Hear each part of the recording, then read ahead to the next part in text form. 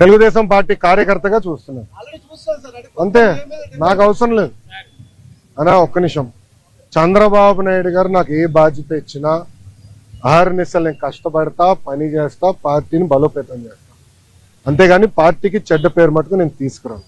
మీరు చూశారు పాదయాత్రకి వెళ్ళా, నా వల్ల పార్టీకి ఏనాడు ఒక ఇబ్బంది కలగదు.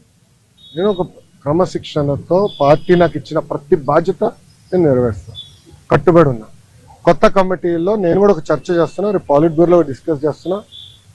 ఒక వ్యక్తి ఒక పదవిలో 3 టర్ముల కన్నా ఎక్కువ ఉండకూడదు నేను వ్యక్తిగతంగా నమ్ముతాను. అది నా వ్యక్తిగత అభిప్రాయం, పార్టీ అభిప్రాయం కాదు, నాయకుల అభిప్రాయం కాదు, నా అభిప్రాయం, లోకేష్ గా నా అభిప్రాయం.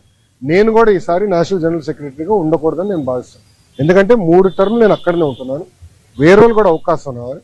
గ్రామ పార్టీ నుంచి పార్టీలో మూవ్మెంట్ పాలిట్ బ్యూరో వరకు రావాలనేది నా లక్ష్యం, నా ఆలోచన. రైట్ ఆర్ రాంగ్ అది పెద్దలు నిర్ణయిస్తారు, నా ఆలోచన అది. వేరే దానికి వెళ్దాం, వేరే వాళ్ళకి అవకాశం ఇద్దాం, పార్టీలో మూవ్మెంట్ రావాలని నేను అనుకుంటున్నాను.